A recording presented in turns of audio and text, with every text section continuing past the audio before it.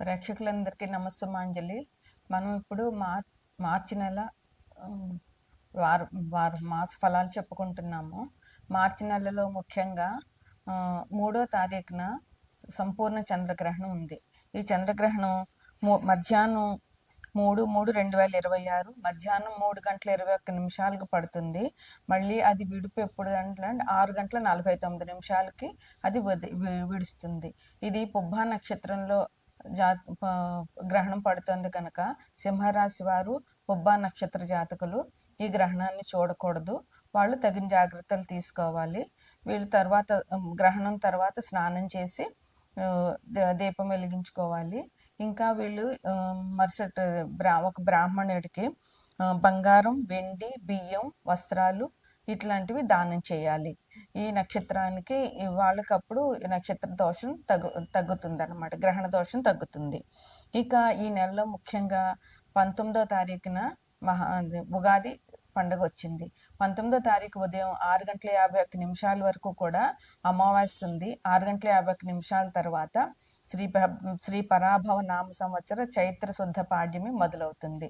అందువల్ల 19వ తారీఖు గురువారం నాడు ఉగాది మనకి నూతన సంవత్సరం స్టార్ట్ అవుతుంది అనమాట.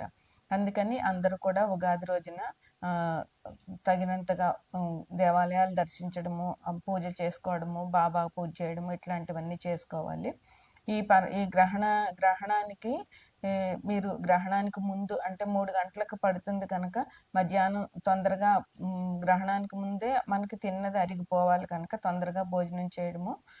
తర్వాత గ్రహణం ఒకవేళ ఏదైనా మంత్ర జపం చేసుకోవాలనుకున్న వాళ్ళు పట్టు స్నానం, విడుపు స్నానం అని చేస్తారు. అంటే 3:21 స్నానం చేసి కూర్చుని మంత్రాలు వాళ్ళకి వచ్చిన మంత్రం ఏదైనా ఉంటే అవన్నీ చదువుకోవడము, మళ్ళీ గ్రహణం అయిపోయినాక స్నానం చేయడము చేస్తే ఈ గ్రహణ సమయంలో మనం చేసే ఆరాధన చాలా బలీయమైంది. చాలా ఉత్తప్పుడు చేసిన దానికంటే ఇలాంటప్పుడు చేసింది 1000 రెట్లు ఫలం మనకి వస్తుంది అనమాట. ఏ మంత్ర జపం అయినా బాగా సిద్ధిస్తుంది.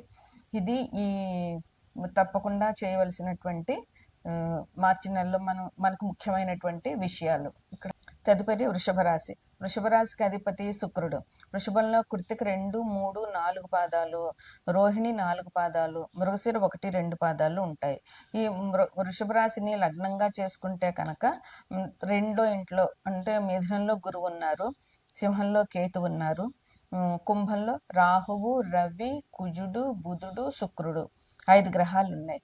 మీనంలో శని ఉన్నారు. ఈ శుక్రుడు 2వ తారీఖున కుంభం నుంచి మీనానికి వెళ్తారు. అట్లాగే రవి 15వ తారీఖున కుంభం నుంచి మీనంలోకి వెళ్తారు. అయితే మీకు చాలా అనుకూలంగా ఉంది ఈ నెల అంతాను. మీరు ఏ పనులైతే అనుకుంటారో అవన్నీ కూడా నెరవేరుతాయి.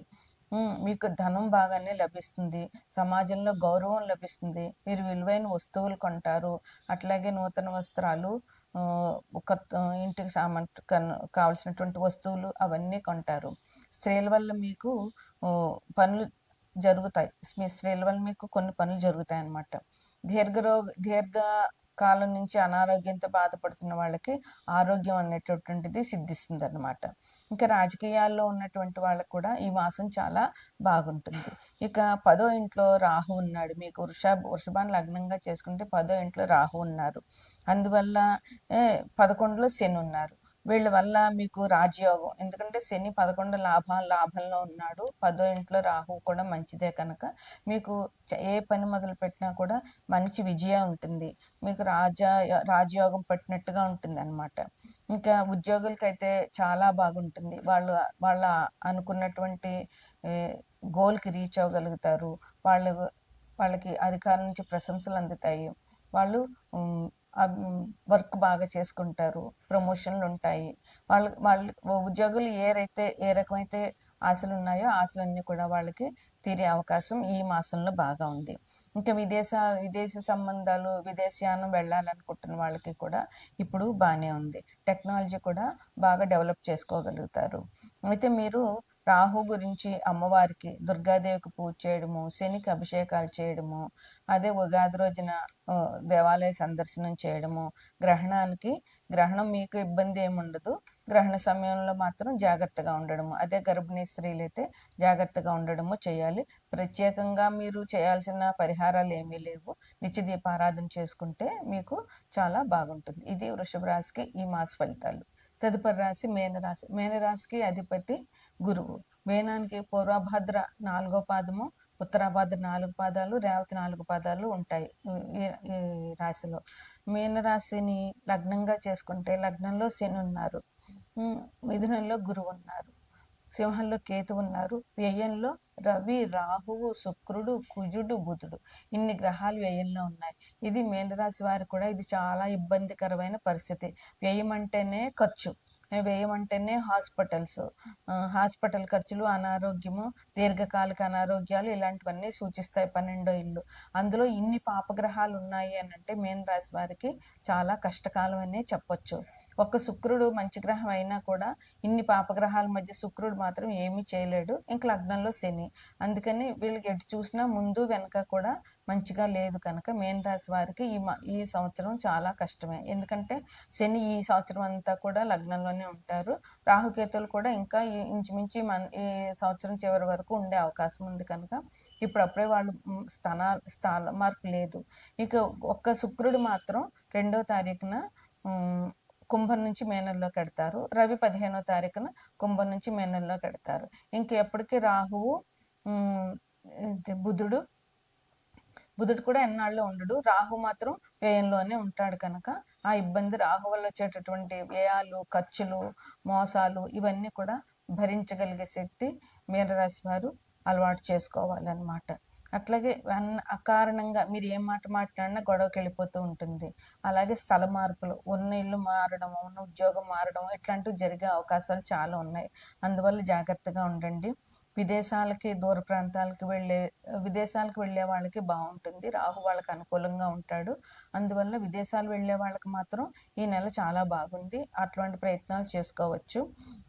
చోర భయం ఎక్కువగా ఉంది. మీ వస్తువులు పోగొట్టుకోవడము అది జరిగే అవకాశం ఉంది కనుక మీరు చాలా జాగ్రత్తగా ఉండి ప్రయాణాలు చేసేటప్పుడు జాగ్రత్తగా ఉండండి. ఇంకా మీకు మనస్పర్ధలు, అనారోగ్యాలు ఇవన్నీ వచ్చేటటువంటి అవకాశం చాలా ఉందన్నమాట. ఇప్పుడు శని మీకు మధ్యలో ఉన్నాడు. ఎందుకంటే కుంభంలో శని ఉన్నా, మేషంలో శని ఉన్నా మేనం వాళ్ళకి తప్పకుండా ఉంటుంది ఇప్పుడు అందులో మధ్యస్థంగా ఉన్నాడు. ఇంకా మీకు శని మీనం నుంచి మేషంకి వెళ్ళినా కూడా మీకు శని బాధ ఉంటుంది. అందువల్ల ఇప్పుడు మధ్యస్థంగా ఉన్నాడు కనుక ఇప్పుడు చాలా ఒత్తిడి తీసుకొస్తాడు మీ మీద. అందుకని ఇది చాలా తీవ్రమైన దశ. శని మధ్యస్థంగా ఉన్నాడంటే అందువల్ల మీరు చాలా ఆర్థిక విషయాల మీదైనా ఇబ్బంది ఉంటాయి, లేదంటే ఆరోగ్యం మీదైనా ఇబ్బంది ఉంటుంది. మీ ఓపికను పరీక్షిస్తాడు, తీవ్రమైన ఒత్తిడి తీసుకొస్తాడు. నిజంగా చెప్పాలంటే మీన రాశి వారికి ఇది చాలా గడ్డు కాలము, పరీక్షా సమయం. అందువల్ల మీరు ఏం చేస్తారంటే గురువు మూలంగా కొంచెం తట్టుకోగలిగే శక్తిని ఇస్తాడు. కానీ మీరు శనివారం నాడు శివాభిషేకం మానకుండా చేయడము, శనివారం నాడు హనుమాన్ టెంపుల్కి వెళ్ళి 11 ప్రదక్షిణాలు చేయడము, లేదా హనుమాన్ చాలీస 11 సార్లు పారాయణ చేయడము, వెంకటేశ్వర స్వామి గుడికి వెళ్ళి వెంకటేశ్వర స్వామి పూజ చేయడము, ఇంట్లో వెంకటేశ్వర దీపారాధన చేయడం వల్ల మీన రాశి వారికి శని నుంచి వచ్చేటటువంటి ఇబ్బందులు తొలగే అవకాశం ఉంది.